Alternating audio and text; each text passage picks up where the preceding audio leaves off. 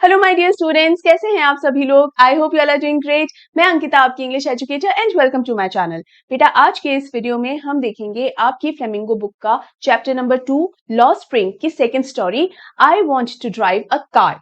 इस चैप्टर की जो पहली स्टोरी है, समटाइम्स आई फाइंड अ रूपी इन द गार्बेज, वो हम ऑलरेडी कवर कर चुके हैं और उसी चैप्टर में, उसी वीडियो के अंदर मैं आपको बता चुकी हूँ अनीश जंग के बारे में, जिसने इन दोनों ही स्टोरीज को लिखा है, इस चैप्टर को लिखा है। और बहुत इंपॉर्टेंट चीजें मैंने बताई हैं कि किस तरीके से दोनों स्टोरीज जो हैं वो एक्सर्प्ट है उनकी लिखी हुई एक बुक में से। तो ऐसी इंपॉर्टेंट डिटेल्स आपको उसी वीडियो के अंदर मिल जाएंगी। तो अगर वो वीडियो नहीं देखा है तो उसे जरूर देखिएगा, उस वीडियो का लिंक यहाँ पर डिस्प्ले हो जाएगा, राइट। तो अब हम इस स्टोरी को समझते हैं, I want to drive a car. लेकिन आगे बढ़ने से पहले इस वीडियो को लाइक कर दीजिए, ज्यादा से ज्यादा इसे शेयर कर दीजिए ताकि मैक्सिमम स्टूडेंट्स तक ये पहुंच जाए। बेटा, इसको जितना हो सके उतना शेयर कीजिएगा प्लीज। इसके अलावा मेरे चैनल को सब्सक्राइब कर लीजिए and make sure you join my Telegram channel, जहां पर आपको सभी PDFs and notes and CBSE की लेटेस्ट अपडेट्स क्लास 12 से रिलेटेड मिलती रहेंगी। इस वीडियो के डिस्क्रिप्शन बॉक्स में आपको टेलीग्राम चैनल का लिंक मिल जाएगा, सो ज्वाइन इट। और अब हम जल्दी से बढ़ते हैं इस वीडियो में आगे। ऑलराइट बच्चा, तो आपने एक चीज नोटिस कर ली होगी कि आज लाइटिंग उतनी प्रॉपर नहीं है क्योंकि बेटा इलेक्ट्रिसिटी नहीं है। और काफी वेट कर लिया मैंने कि अब लाइट आएगी तब मैं वीडियो बनाऊंगी, लेकिन नहीं आ रही, आई डोंट नो व्हाट। और बाहर जो है वो भी इतना आंधी तूफान चल रहा है, तो पता नहीं क्या ही प्लान है। तो लेट्स सी, लाइट तो जब आएगी तो अपने टाइम पर आई जाएगी। मैंने सोचा मैं वीडियो के अंदर अगर डिले करूंगी तो आपको टाइमली नहीं मिलेगा। तो अगर लाइटिंग आज थोड़ी कम है, आई अपोलोजाइज, लेकिन प्लीज इसे कंसिडर कर लीजिएगा क्योंकि मैं दिखना इतना जरूरी नहीं जितना जरूरी ये दिखना है जो मैं कंटेंट पढ़ाऊंगी। तो होपफुली वो तो आपको अच्छे से दिख जाएगा और सुनना ज्यादा इंपॉर्टेंट है ना। तो आई होप सब सेट है ना। चलो आगे बढ़ते हैं। अब यहाँ पर हम सबसे पहले जो प्रीवियस स्टोरी है वो तो हम देख ही चुके हैं। बेटा, वो वीडियो जरूर देखिएगा आप, क्योंकि उसमें मैंने और भी बहुत सारी चीजें बताई हैं जो मैंने दोनों स्टोरीज की कंबाइंडली आपको समझाई हैं, है ना। तो वो आपके लिए काफी हेल्पफुल और बेनिफिशियल रहेगा एग्जाम पॉइंट ऑफ व्यू से, ठीक है। अब यहाँ देखिए इस चैप्टर के अंदर क्या है। पिछले चैप्टर में हमने जाना था साहिब आलम के बारे में, जो कि एक रैग पिकर है। इस चैप्टर के अंदर जो प्रोटैगनिस्ट है, मेन कैरेक्टर जो है वो है मुकेश, ठीक है। मुकेश नाम का एक लड़का है। जब अनीश जंग मुकेश से मिलती है तो मुकेश का क्या एटीट्यूड है वो अपन समझते हैं। Mukesh इंसिस्ट्स on being his own master. I will be a motor mechanic, he announces. Being his own master मतलब अपनी मर्जी का काम मैं करना चाहता हूँ। तो इस तरीके का एटीट्यूड क्यों है मुकेश का कि मैं भाई अपनी मर्जी का काम करूंगा और मुझे क्या काम करना है, मोटर मैकेनिक का काम मुझे करना है। And he didn't say it, he announces. तो जब ये अनाउंसेस जैसे वर्ड आते हैं ना कि अनाउंस कर रहे हैं, डिक्लेयर कर रहे हैं, इट मीन्स एक अथॉरिटी दर्शाता है ये, ठीक है। आगे बढ़ते हैं। Do you know anything about cars? I asked. I will learn to drive a car, he answers, looking straight into my eyes. His dreams looms like a mirage amidst the dust of streets that fills his town, Firozabad, famous for its bangles. Every other family in Firozabad is engaged in making bangles. ना यहाँ पर ये कहाँ रह रहा है, फिरोजाबाद में रह रहा है। और फिरोजाबाद एक ऐसी जगह है जहाँ हर परिवार, मतलब लगभग पूरा का पूरा फिरोजाबाद जो है, फिरोजाबाद में रहने वाले लगभग सभी लोग जो हैं वो बैंगल मेकिंग के बिजनेस के अंदर इन्वॉल्व हैं, ठीक है। तो सब लोग जब एक ही एक काम कर रहे हैं, एक एक प्रोफेशन कर रहे हैं, तो दूसरे प्रोफेशन के बारे में ज्यादा कुछ पता नहीं होता है। इसीलिए मुकेश जो है वो मुकेश एक तरीके से एक रिबेलियस की तरह यहाँ पर साउंड करता है कि मैं वो काम नहीं करना चाहता जो पूरी दुनिया बस कर रही है। पूरा फिरोजाबाद अगर बैंगल मेकिंग कर रहा है तो ठीक है, वो कर रहा होगा, लेकिन वो मेरी पसंद का काम नहीं है। मैं कुछ और करना चाहता हूँ और मेरा सपना है कि मैं बैंगल मेकिंग में नहीं जाऊं। मेरा सपना है कि मैं मोटर मैकेनिक बनूं और मैं अपने ड्रीम्स को फॉलो करूंगा। तो यहाँ पर मुकेश जो है वो एक अथॉरिटी भी दिखा रहा होता है और कहीं ना कहीं ये बता रहा होता है कि मैं आजाद ख्यालात का हूँ और सिर्फ आजाद ख्याल नहीं है मेरे, मैं उन्हें फॉलो भी करूंगा। वहीं हमने साहिब आलम के केस के अंदर क्या देखा था कि साहिब आलम जो है वो आजाद ख्यालात का तो है, लेकिन क्या वो अपने इन ड्रीम्स को फॉलो कर पाया था? नहीं, इनफैक्ट उसने सरेंडर कर दिया था उन ड्रीम्स के सामने। बट यही मुकेश जो है उसका ये कहना है कि मेरे ड्रीम्स हैं और मैं अपने ड्रीम्स को फॉलो करूंगा और उन्हें पूरा भी करूंगा। तो देखा जाए तो ये कंपेयर एंड कॉन्ट्रास्ट वाला पॉइंट यहाँ आ गया। ये पॉइंट्स में साथ साथ आपको ऐसे बताते चलूंगी ताकि आपको और बेटर तरीके से इसकी अंडरस्टैंडिंग हो जाए, क्योंकि उससे रिलेटेड क्वेश्चंस बेटा बिल्कुल बनते हैं, ठीक है। अब जब अनीश जंग ने पूछा कि तुम्हें कार्स के बारे में कुछ पता भी है क्या, भाई कह तो दिया मोटर मैकेनिक बनना चाहते हो लेकिन कुछ पता भी उसके बारे में, तो क्या कहता है कि मैं सीख लूंगा, मैं कार चलाना सीख लूंगा, मतलब मैं मेहनत करने के लिए तैयार हूं। यहाँ पर मुकेश की इंटेंशंस क्लियरली समझ में आ रही है कि मेहनत करने को भी तैयार है, ठीक है। अब यहाँ हमने फिरोजाबाद के बारे में जाना और फिरोजाबाद के अंदर हमने ये देखा कि सभी लोग जो हैं कांच की चूड़ियां बनाने के काम के अंदर ही हैं। ऐसे में सिर्फ एक मुकेश है जो उससे अलग हटके कोई काम करना चाहता है। इसीलिए मुकेश का ये सपना यहाँ किस तरीके का है, एक मिराज की तरह है। मिराज क्या होता है बेटा, एक तरीके से एक इल्यूजन होता है। जैसे कई बार हम लोग स्पेशली गर्मियों के मौसम में ये होता है कि अगर हम लेट्स से हाईवे पर अगर ड्राइव कर रहे हैं स्पेशली, ठीक है, वैसे तो हाईवे की जरूरत है, कोई भी रोड हो, तो कई बार हमें दूर से ऐसा दिखता है ना, ऐसे पानी सा भरा हुआ है सड़क पर, पास जाकर देखते हैं तो पानी नहीं होता, वो धूप का ही एक किस तरीके का रिफ्लेक्शन होता है कि आपको दूर से लगता है कि जैसे पानी हो, है ना। तो बिल्कुल उसी तरीके का एक छलावा सा लगता है। तो मुकेश के ड्रीम को, मुकेश के इस सपने को एक छलावा सा, एक इल्यूजन का नाम यहाँ दिया गया है। क्यों? क्योंकि ये उतना इजीली पॉसिबल नहीं है जितना मुकेश को लग रहा है, कि जहां हर इंसान बैंगल मेकिंग के काम में है, उससे अलग हटकर जाकर कोई और काम करना, अपना खुद का एक सपना होना, एक मिराज की तरह, एक इल्यूजन की तरह है। ठीक है, ऐसा क्यों है वो अपन आगे पढ़ते हैं, तब समझ में आएगा। देखिए, every other family in Firozabad is engaged in in making bangles. It is the center of India's glass blowing industry, where families have spent generations working around furnaces, welding glass, making bangles for all the women in the land, it seems. तो यहाँ पर basically ये है, ऐसा प्रतीत होता है देख के, मतलब जितने भी दुनिया में जितनी भी औरतें हैं, ऐसा लगता है उन सभी औरतों के लिए जो चूड़ियां बन रही है ना, वो सारी चूड़ियां फिरोजाबाद में ही बन रही हो। इतना यहाँ पर बैंगल मेकिंग का काम है। और सिर्फ बैंगल मेकिंग ही नहीं, जो ग्लास का जो काम होता है ना, कांच का जो काम होता है, सिर्फ चूड़ियां ही नहीं, कांच का जो काम है वो बहुत ज्यादा होता है यहाँ पर। It's a glass blowing industry. Firozabad is a glass blowing industry in India. ठीक है, और इसीलिए यहाँ पर लगभग हर परिवार जो है, फर्नेसेस जो है, फर्नेसेस का मतलब होता है बेटा भट्टिया या भट्टे जो होता है ना, जिसके अंदर ग्लास को पिघलाने का, एक तरीके से जो शेप देने का जो काम चलता है वो। ठीक है, तो यहां पर ये काम होता है। राइट, आगे बढ़ते हैं। Mukesh's family is among them. None of them know that it is illegal for children like them to work in the glass furnaces with high temperatures, emitting cells without air and light, that the law, if enforced, could get him and all those 20,000 children out of the hot furnaces where they slog their daylight hours, often losing the brightness of their eyes. अब यहाँ पर हम एक again ही comparison करते हैं।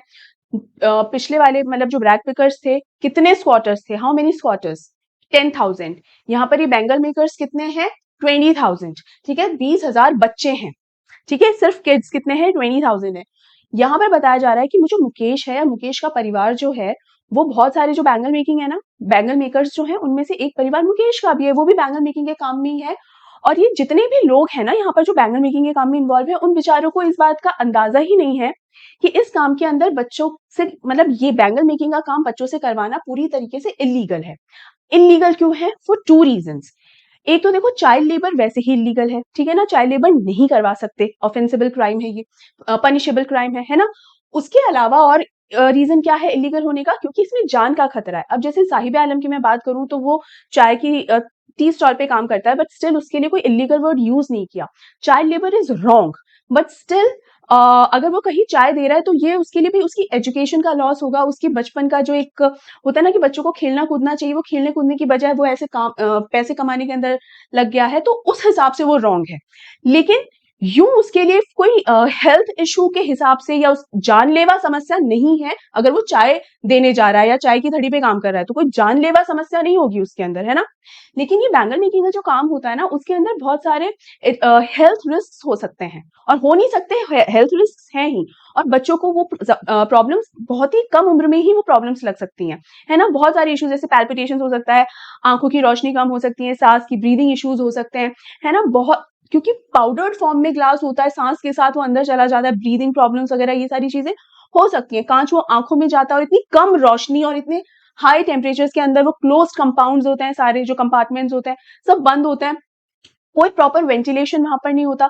तो जिस तरीके का अंदर एक एटमॉस्फेयर बना होता है वहां पर, और जो फर्नेसेस होते हैं वो जल रहे होते हैं, तो अगेन गर्मी इतनी ज्यादा, तापमान इतना हाई हो जाता है। तो आप खुद सोचिए, अभी गर्मी है, हम लोग एसी में बैठे रहते हैं, कूलर चलाए रखते हैं, उसके बावजूद भी अरे यार कितनी ह्यूमिडिटी, कितने परेशान है। आप सोचो ऐसे के अंदर आग की भट्टे के सामने बैठकर काम करना, वो भी कांच का, बारीक कांच का, तो वो कितना हेल्थ हैजार्ड उसमें हो सकते हैं, है ना। तो इलीगल चाइल्ड लेबर के तौर पे तो इलीगल है ही है, और ये हेल्थ इश्यूज इतने जानलेवा हो सकता है ये, इसलिए भी इलीगल है। और इन बैंगल मेकर्स में से किसी को ये बात का अंदाजा भी नहीं कि भैया ये इतना बड़ा इलीगल है कि अगर किसी को पता चल जाएगा तो सीधा वो कहाँ जाएंगे? पुलिस के, मतलब हवालात की हवा खाने, मतलब पुलिस पकड़ कर ले जा सकती है उनको, है ना।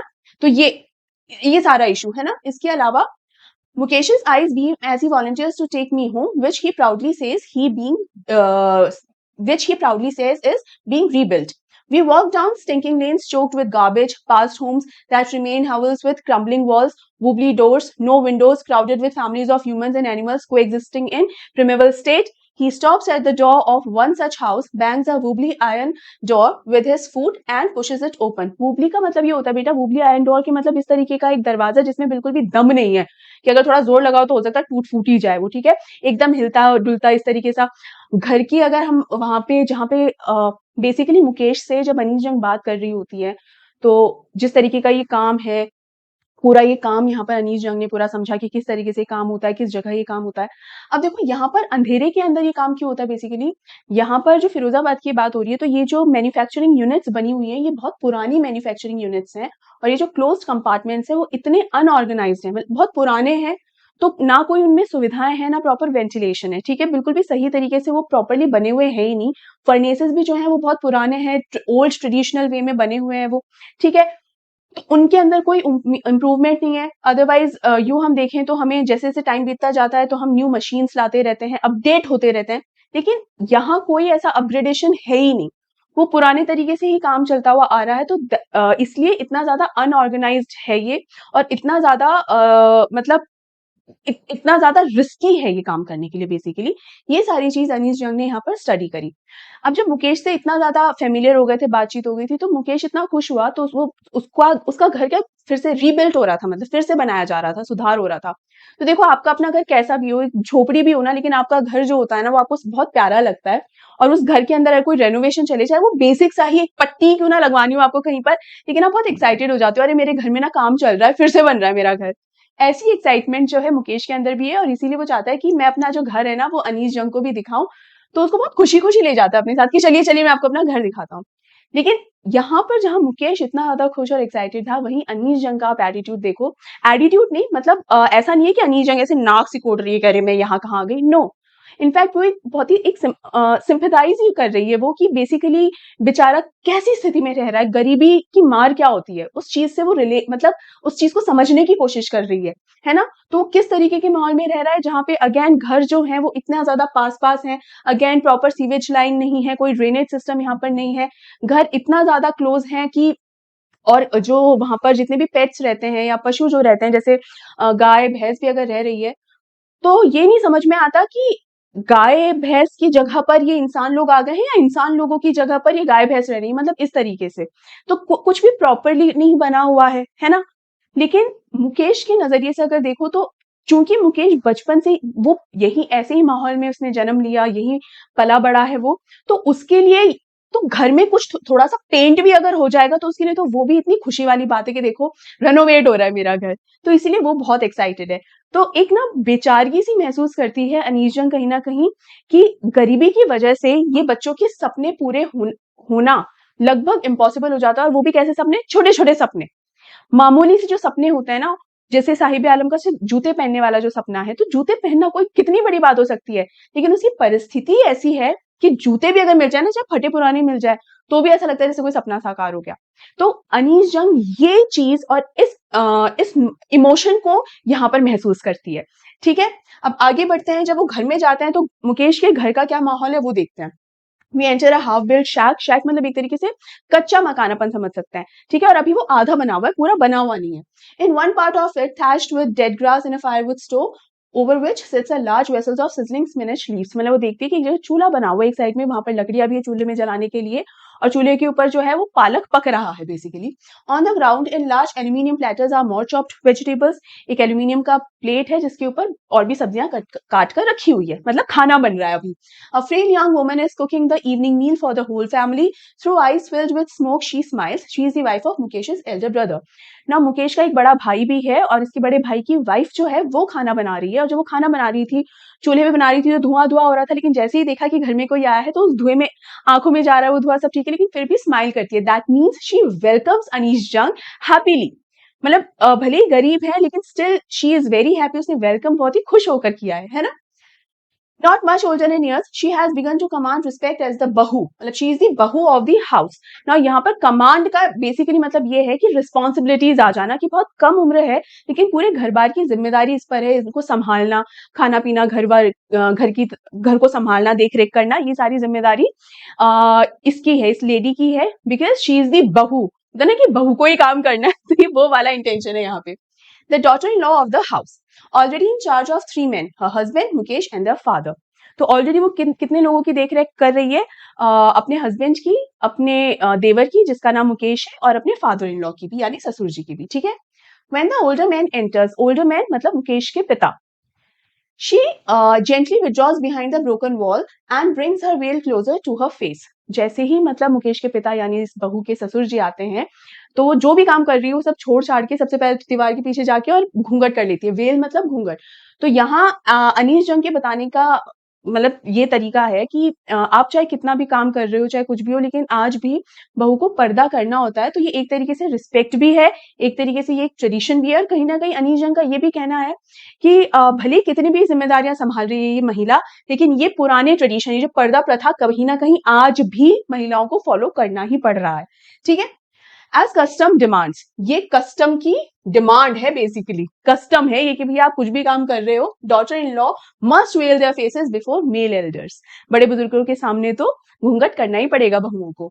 In this case the Elder is an impoverished bangle maker. Despite long years of hard labor, first as a tailor, then a bangle maker, he has failed to renovate a house, send his two sons to school. All he has managed to do is teach them what he knows, the art of making bangles.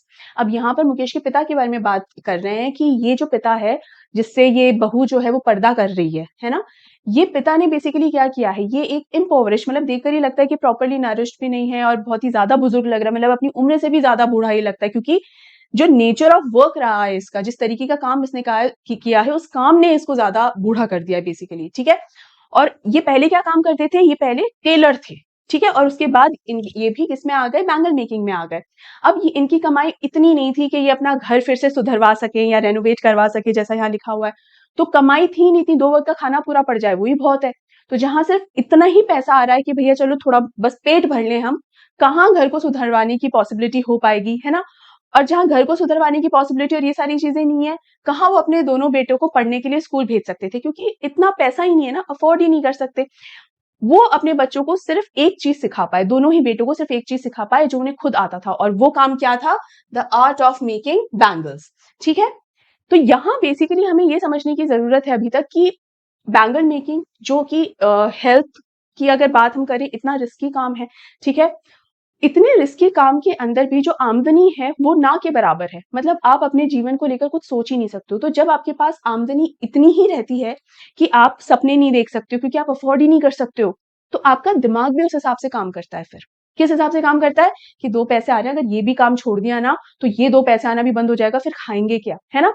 तो मैं अपने सपने को follow करूंगा, मैं अपनी मर्जी का काम करूंगा. जैसे हमें कहा जाता है ना, फॉलो योर पैशन, तो हम अपने पैशन को भी सिर्फ तभी फॉलो कर पाते हैं जब उसकी कुछ हद तक की अफोर्डेबिलिटी हो, जब खाने को ही पैसे पूरे नहीं पड़ रहे हैं, जब पेट में 2 वक्त का दाना भी प्रॉपर नहीं जा रहा हो ना, तो पैशन वगैरह या आपका शौक या आपके ड्रीम्स वगैरह कुछ आपके जहन में आ ही नहीं पाते हैं, है ना. ये कहीं ना कहीं ये चीज समझाने की कोशिश की जा रही है. ठीक है. अब मुकेश की दादी भी इस घर में रहती है ना. तो यहाँ देखते हैं दादी का क्या कहना है. इट इज हिज करम. ये देखिए हिंदी का एक शब्द है, आपने भी बहू ये शब्द भी आपने देखा, ये इटैलिक्स में लिखे हुए टेढ़े. तो जब भी आप अगर जैसे मान लीजिए हम इंग्लिश लैंग्वेज में बात कर रहे हैं और इंग्लिश लैंग्वेज में आपने किसी भी दूसरी लैंग्वेज का शब्द इस्तेमाल कर रहे हैं, चाहे हिंदी का या उर्दू का, तो आप उसको हाईलाइट करना बहुत जरूरी है. तो सिंस ये तो प्रिंटेड है, आपकी बुक में प्रिंटेड है, तो इसलिए इटैलिक्स में लिख देते हैं. लेकिन जब आप अपनी आंसर शीट्स में लिखने लगोगे, you will underline that word. उसके अंदर आप इटैलिक्स में मत लिखने बैठ जाना कि मैं सीधे सीधे लिखते लिखते और ऐसे इटैलिक्स में लिखने लगे, नहीं, वहां ऐसा नहीं करना है, क्योंकि कुछ बच्चों की ऑलरेडी हैंडराइटिंग इटैलिक्स में ही होती है. तो ऐसे में आपको वो वर्ड को या वर्ड्स को या फ्रेजेस को अंडरलाइन करना होता है. जैसे यहाँ करम को मैंने अंडरलाइन कर दिया है. ठीक है. It is his karam, his destiny, says मुकेश's grandmother, who has watched her own husband go blind with the dust from polishing the glass of bangles. Can a God-given lineage ever be broken? She implies, born in the caste of bangle makers, they have seen nothing but bangles in the house, in the yard, in every other house, every other yard, every street in Firozabad. दादी क्या कहती है अपने husband के बारे में, यानी मुकेश के दादाजी के बारे में क्या बात कहती है दादी कि इसका कर्म है, इसका नसीब है कि इसने इस खानदान में जन्म लिया जहां पर सिर्फ और सिर्फ चूड़ियां ही बनाने का काम होता है, वरना अगर भगवान का आशीर्वाद इस आदमी पर रहता तो क्या ये ऐसे परिवार में, ऐसे खानदान में जन्म थोड़ी लेता जहां पर सिर्फ चूड़ियां ही चूड़ियां बनाई जा रही हैं। क्या वो अगर भगवान का कर्म होता इस आदमी पे तो क्या वो बैंगल मेकर्स की कास्ट में जन्म लेता? Now you tell me, bangle making, जो चूड़ियां बनाने वाला जो ये है, ये क्या कोई कास्ट होती है? नहीं, ये सिर्फ एक प्रोफेशन है, राइट? प्रोफेशन को यहाँ कास्ट क्यों कहा गया है? क्योंकि ये इस कदर जनरेशन से चला आ रहा है, पीढ़ियों से चला आ रहा है। जितना पुराना ये सोचते हैं, जितने पहले का ये सोचते हैं, इनके एंसेस्टर्स तक बैंगल मेकिंग इसी काम में रहे हैं। तो कहीं ना कहीं जैसे हम कहते हैं ना ये तो चूड़ी बनाने वाला है, तो हम उसको प्रोफेशन के हिसाब से देखना बंद कर चुके हैं और उसको उसकी कास्ट के हिसाब से देखते हैं, विच इज कंप्लीटली रॉन्ग, है ना? और यहाँ पर दादी का ये कहना है कि मतलब जिसने बैंगल मेकिंग इस ऐसे परिवार में जन्म अगर ले लिया है कि जहां पर चूड़ियां बनाई जाती हैं, ऐसे इस काम के अंदर अगर कोई इंसान है और ऐसे ही परिवार में अगर जन्म ले लिया है तो उसकी तो कर्म ही फूट गए बेसिकली। क्यों? अगेन क्योंकि कोई सुख सुविधा नहीं है, कोई भी जीने की इस तरीके की राह नहीं है कि आप खुशी से जी सको। होता ना एक उम्मीद होना, एक क्यूरियोसिटी होना लाइफ के अंदर, एक इच्छा पूरी करने का एक जज्बा होता है कि आप अपनी कुछ इच्छाएं पूरी कर सको। एक छोटी सी इच्छा भी नहीं पूरी कर सकते, बल्कि उस इच्छा को पालना भी अफोर्ड नहीं कर सकते। ये यहाँ पर बताने की कोशिश की जा रही है और अपने ग्रैंडफादर मुकेश के ग्रैंडफादर के लिए बोल रही है कि इसी वजह से उनकी डेथ भी जल्दी हो गई, वो जल्दी अंधे हो गए, मतलब आंखों में समस्या हो गई थी और इसी काम की वजह से कहीं ना कहीं उनकी जान भी चली गई थी। और उन्होंने अपने जीवन में चूड़ियां बनाने के अलावा और कुछ देखा ही नहीं कि आप चाहे घर के आंगन में चले जाओ, चाहे घर के बाहर निकल के देखो, तो हर परिवार इस रास्ते पे जितने भी घर हैं, इस स्ट्रीट में, इस गली में जितने भी घर है, सब लोग चूड़ियां ही बना रहे हैं। तो उसके अलावा दिमाग को और कुछ पता ही नहीं है ना? और कैसी कैसी देखो, spirals of bangles, sunny gold, paddy green, royal blue, pink, purple, every color born out of the 7 colors of the rainbow। मतलब जो इंद्रधनुष के 7 रंग है उसमें से जितने भी रंग संभव है बनना, उन सब रंग की चूड़ियां बनते हुए देखा है और बनाई है। Line mounds and unkept yards are piled on four-wheeled handcarts pushed by young men along the narrow lanes of the shanty town, and in dark hutments next to lines of flames of flickering oil lamps sit boys and girls with their fathers and mothers। क्या कह रहे हैं यहाँ पर basically कि हर घर में यही काम हो रहा है अलग अलग कलर से, और चिमनी की रोशनी के अंदर भी छोटे छोटे घरों में, मकानों में भी ये जो है ना, इन dark hutments next two lines of flame flickering oil lamps, मतलब छोटी छोटी चिमनियों में भी, छोटे छोटे घरों के अंदर भी जो अपने माता पिता के साथ बैठ के छोटे छोटे बच्चे भी यही काम कर रहे हैं। मतलब पूरा का पूरा मानो पूरा फिरोजाबाद ही चूड़ियां बनाने में ही लगा हुआ है। ये होता है बेटा, जैसे यहाँ पे फिरोजाबाद की बात हो रही है, ऐसे कई गली मोहल्ले होते हैं, आपने देखा होगा डाई की दुकानें बहुत होती है, जो कलर करते हैं ना कपड़ों पे, तो पूरा का पूरा एक मोहल्ला है भाई, ये पूरे एरिया के अंदर जो है कपड़ा ही डाई होता है। वहीं अलग अलग मार्केट्स होते हैं कि यहाँ पर सिर्फ गोटा लेसेस इस तरह से ऐसे मार्केट्स भी होते हैं। फिरोजाबाद में पूरा ग्लास ही ग्लास है, ठीक है, इस तरीके से ये है। Their eyes are more adjusted to the dark than to the light outside. That is why they often end up losing their eyesight before they become adults। कि बड़े होने से पहले वो अपनी आंखों की रोशनी भी खो देते हैं या आंखें बहुत कमजोर हो जाती हैं, क्योंकि अंधेरे में काम करना पड़ता है। Again it is the nature of work. अगर आप ब्लैक स्मिथ को भी देखें, जो लोहार होता है, तो उसको आग की फ्लेम्स के पास बैठकर ही काम करना पड़ता है। That is the nature of work, है ना? आप अब जैसे मैं यहाँ हूँ, यहाँ बोर्ड से पढ़ा रही हूँ, तो मान लीजिए इसकी रोशनी मेरी आंख पे पड़ रही है, ऐसा कुछ हो नहीं रहा है, कोई समस्या नहीं है, जस्ट एग्जाम्पल मैं दे रही हूँ। तो ये this is the nature of work, ये मुझे करना ही पड़ेगा, लिखना ही पड़ेगा। अब जब मैं ये लिख रही हूँ, अब भले मेरे हाथ में दर्द हो या कुछ भी हो, या ऐसे लिखने की वजह से वो दर्द आ जाए, बट मैं इस चीज को अवॉइड नहीं कर सकती ना। It is the nature of my work, it is a part of my work which I can not skip, no teacher can skip. It's not just about me, no teacher can skip, right? आगे Savita a young, अब इसके अंदर और examples देते हैं। अभी हमने मुकेश की स्टोरी के बारे में जाना, अब एक लड़की है सविता, एक छोटी बच्ची है, उसके बारे में समझते हैं। A young girl in a drab pink dress sits alongside an elderly woman soldering pieces of glasses. Soldering pieces का मतलब क्या होता है? कांच की चूड़ी जब बनाते हैं तो दो जो किनारे होते हैं उनको जोड़ना, सो सोल्डरिंग पीसेस।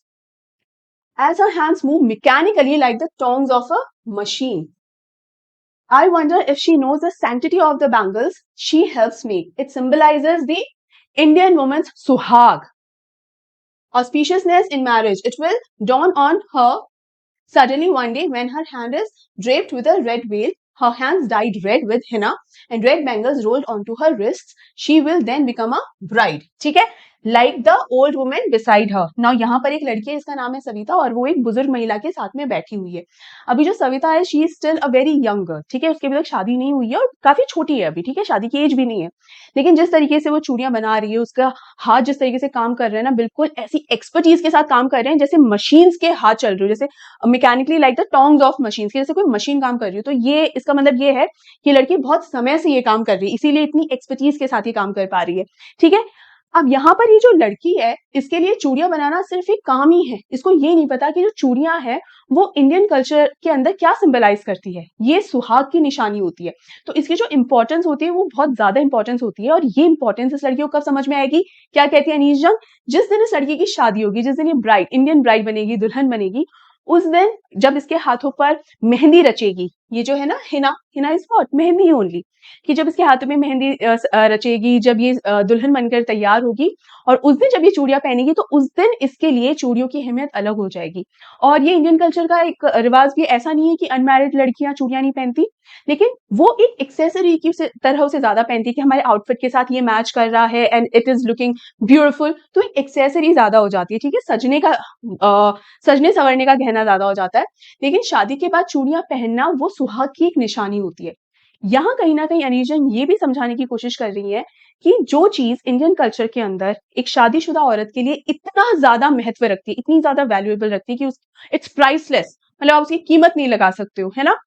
वही चीज की कीमत जब मार्केट में हम बेचने निकलते हैं, भाई सुहाग के लिए भी वो सामान तो खरीदना ही पड़ता है ना, तो उसकी वैल्यू कुछ नहीं है। मतलब इंडियन कल्चर में और सुहाग का जो हम नाम लेते हैं, अरे चूड़ियां नहीं पहनी, तुम्हें अपने सुहाग की परवाह नहीं है क्या? यहाँ इतनी बड़ी बड़ी बातें भी कह देते हैं, ठीक है, तब तो वो प्राइसलेस हो जाता है। लेकिन जब मार्केट में बेचने खरीदने निकलते हैं, तब उसका कोई ऐसा भाव नहीं होता। क्यों? क्योंकि इसलिए वो इतनी कीमती नहीं है भाई। भले मार्केट के अंदर वो लाखों करोड़ों की बिक रही हो, लेकिन इस लड़की के लिए क्या वो महंगी नहीं? क्योंकि इसको जो अर्निंग हो रही है ये चूड़ियां बनाने से, वो कितनी अर्निंग हो रही है? इतनी कि 2 वक्त का खाना भी भरपेट नहीं मिल रहा है। और ये हमें कैसे पता चल रहा है भरपेट नहीं मिल रहा है? जिस बुजुर्ग महिला के साथ में बैठकर ये लड़की जो है काम कर रही है, वो महिला देखो वो क्या बोलती है, उससे भी अनीस जंग ने बात की। तो देखो ये क्या बोलती है, like the old woman beside her who became one many years ago, यानी ये जो महिला है उसकी भी तो शादी हुई थी बहुत समय पहले।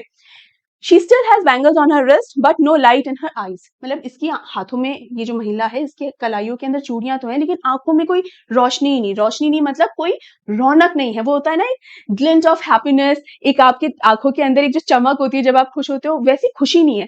कहते हैं कि आंखें जो होती है ना, वो आपका आईना होती है, आपके मन का आईना होती है। आप जो महसूस कर रहे होते हो, आंखें कभी झूठ नहीं बोलती। तो आपकी आंखों से आपके अंदर के इमोशंस समझ में आ जाते हैं, आपकी इंटेंशंस समझ में आ जाती हैं, है ना। तो यहाँ पर यही बात हो रही है कि इसकी आंखों को देखकर समझ में आ रहा है she is not happy at all. और आगे क्या होता है, एक वक्त शेर भर खाना भी नहीं खाया, कि इतने खतरनाक काम में ऐसी चीज बना रहे हैं जिसकी वैल्यू देखा जाए तो एक सुहागन के लिए बहुत ज्यादा है ना। ऐसा काम करने के बावजूद भी एक वक्त शेर भर खाना भी नहीं खाया। शेर भर खाना मतलब क्वांटिटी बता रही है कि शेर भर खाना भी नहीं है कि पेट भरकर खाना तो ढंग से खा लें, कि आज भैया ढंग से खाना खा लिया, ऐसा काम कर रहे हैं, है ना। She says in a voice drained of Joy, और उसकी आवाज में कोई खुशी या कोई जॉय या कोई एक्साइटमेंट नहीं है। एकदम रूखा एक आंसर है कि खाना भी भरपेट खाने को नहीं मिलता है ना। She has not enjoyed even one full meal in her entire life time. इस पूरे जीवन में एक समय भी इसने भरपेट खाना नहीं खाया होगा। That's what she has reaped. Her husband, an old man with a flowing beard, says, I know nothing except bangles. All I have done is make a house for the family to live in. अब ये जो महिला यहाँ है ना, इसका husband भी यहीं बैठा हुआ है, और हस्बैंड क्या बोलता है कि मैंने इस जीवन में आके कुछ नहीं किया, मैंने सिर्फ चूड़ियां ही बनाई है, बस यही काम किया है, और मैंने कुछ कुछ किया ही नहीं। अब और कुछ क्या होता है ना कि परिवार के साथ आप कहीं घूमने चले जाओ। अब ऐसा नहीं कि कोई बड़ी ट्रिप है, लेकिन यूं ही थोड़ा सा, जैसे मुंबई में कहते हैं ना चौपाटी चले जाओ, भोपाल में बड़ी लेके वहां चले जाओ, ब्यूटीफुल प्लेसेस के, भाई शाम को कहीं टहलने ही निकल गए। ये छोटी छोटी बहुत छोटी छोटी चीजें, मामूली सी चीजें होती हैं कि जहां आपको अपने परिवार के साथ टाइम स्पेंड करने का मौका मिले, खुशी सेलिब्रेट करने का मौका मिले। फेस्टिवल जब आप सेलिब्रेट करते हो, ऐसी कोई खुशी इन लोगों के जीवन में नहीं है, because they can not afford any of such happiness, right. और ये आदमी आगे क्या कहता है कि मैंने जीवन में बस जो काम किया ना, वो बस ये कि मैंने इनको ये घर बना दिया। अब घर ऐसा कोई महल नहीं है, बस एक छत है सर के ऊपर, मैंने बस इनको ये बनाकर दे दी। लेकिन अगर देखा जाए तो ये कोई छोटा काम नहीं है, ये एक बहुत बड़ी चीज है जो एक तरीके से अचीवमेंट की तरह होती है कई लोगों के लिए कि कम से कम रहने के लिए सर पर छत तो है। ऐसे बहुत से लोग हैं भारत में जो फुटपाथ पर सोते हैं, है ना। Hearing him, one wonders if he has achieved what many have failed in their lifetime. बहुत जो मैंने बात अभी अभी कही कि ये बात सुन के बहुत लोगों को लगेगा कि तुमने घर कमा लिया, कम से कम घर तो है तुम्हारे पास, कई लोगों के पास तो वो भी नहीं है। So it is not less than an achievement. The cry of he has a roof over his head, सर पे छत है ना। The cry of not having money to do anything except carry on the business of making, बेटा ये money है ना, यहाँ पर पता नहीं कैसे क्या लिखा हुआ है, it is money. Money to do anything except carry on the business of making bangles, not even enough to eat, reigns in every home. The young men echo the lament of their elders. Little has moved with time. It seems in Firozabad, years of mind-numbing toil have killed all initiative and the ability to dream. हर घर की यही कहानी है फिरोजाबाद के अंदर। हर जवान खून जो है, हर जवान खून मतलब वो हर आदमी जो अभी यंग है, अपने यूथ में है, वो इसी बात पर पछताता है और इसी बात पर दुखी एक शोक मनाता है कि हमारे जो बुजुर्ग हैं उन्होंने सिर्फ यही काम किया और थ्रू आउट यही काम करते रहे, तो अब हम भी मजबूर हैं क्योंकि हमारे पास और कोई ऑप्शन ही नहीं है, हमें भी यही काम करना है। ना हमारे पास पैसे हैं, ना कुछ, ना अपनी इच्छाओं को पूरा करना हम अफोर्ड कर सकते हैं और ना ही हमें सपने देखने की हिम्मत है। हम कुछ नहीं कर सकते, हमारे दिमाग को सिर्फ एक ही बात पता है, सिर्फ एक ही काम पता है और वो है bangle making and that's it. Why not organize yourselves into a cooperative? अब अनीस जंग जब इन सब लोगों से बात करती है और इन सब लोगों की ये दुविधा और ये दुख समझती है कि देखो कितनी ज्यादा समस्याएं इनके यहाँ पर, तो उनको एक सजेशन देती है कि आप ये काम इतना अच्छे से जानते हैं, आप अपना एक कोऑपरेटिव क्यों नहीं बना लेते। यानी कोऑपरेटिव बना लेना मतलब आप अपना ही एक सिस्टम बना लीजिए ना, क्योंकि आपको ये काम बहुत अच्छे से करना आता है, तो आप ये काम तो कर ही सकते हैं, आपको किसी और की क्या जरूरत है। आपको चीज बनाना, प्रोडक्ट बनाना आता है, तो आप खुद ही कोऑपरेटिव बना लीजिए और आप बेचने लगे उसे।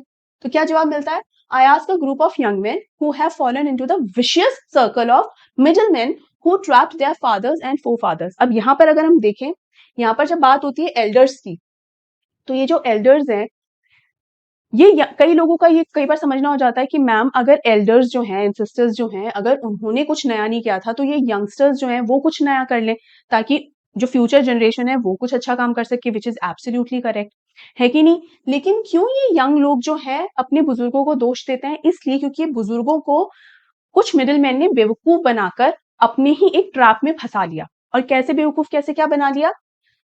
क्योंकि बेचारे पढ़े लिखे तो ज्यादा है नहीं, चीजें समझते नहीं है, बिजनेस बिल्कुल समझते नहीं है, तो पैसे के अंदर इतना उलझा लिया, इतना ज्यादा उलझा लिया कि उनको पैसे ज्यादा कमाने ही नहीं दिए। अब क्या होता है बेटा, जैसे ही आप फाइनेंशियली स्ट्रांग हो जाते हो, ये मिडिलमैन कौन होते हैं? ये वो लोग हैं बेसिकली जो इन बैंगल मेकर्स का जो बैंगल्स है उन्हें मार्केट से जोड़ते हैं, मार्केट में बेचते हैं। अगर ये मिडिलमैन हट जाए ना, तो अब ये बैंगल मेकर शायद जा ही नहीं पाए अपना सामान बेचने के लिए, या वो काम कर ही नहीं पाए। क्यों?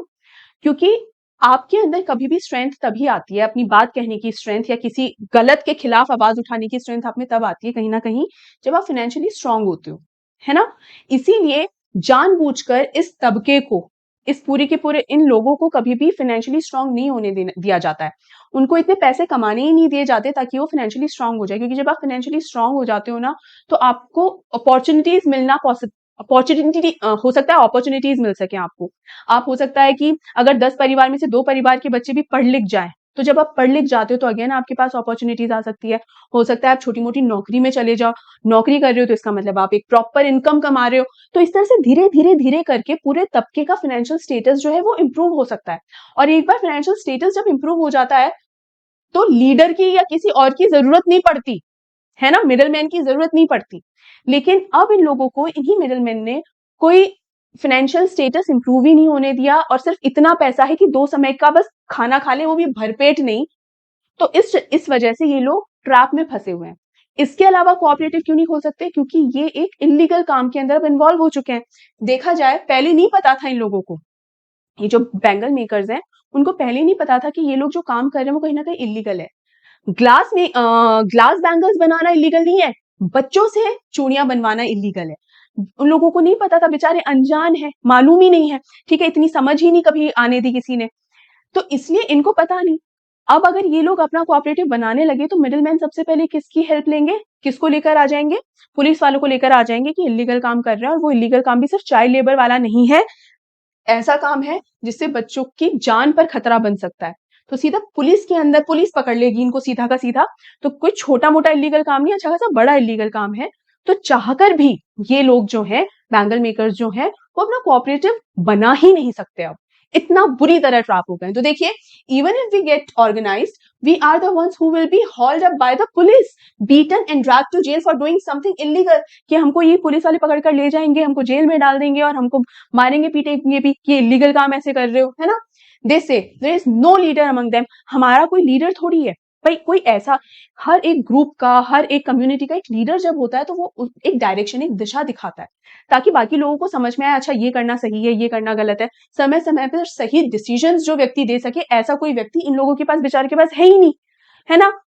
तो सिंस ऐसा कोई व्यक्ति नहीं है जो इनके सपोर्ट में या इनके फेवर में बात करे, इनके भले की बात करे, ऐसा कोई व्यक्ति इनके पास है नहीं, तो ये सब लोग डायरेक्शन ले ऐसे कि अब हम क्या करें, क्योंकि खुद को तो कुछ पता नहीं है, कभी पता चलने ही नहीं दिया, कोई एक्सपोजर ही नहीं मिला इनको लाइफ टाइम, है ना। Their fathers are as tired as they are, मतलब हम लोग भी थक चुके हैं और हमारे पिता जो हैं, हमारे बुजुर्ग जो हैं, वो भी थक हार चुके हैं। मतलब ये लोग परिस्थिति से अब हार मान चुके हैं और अब हम भी हार मान चुके हैं कि अब कुछ हो ही नहीं सकता।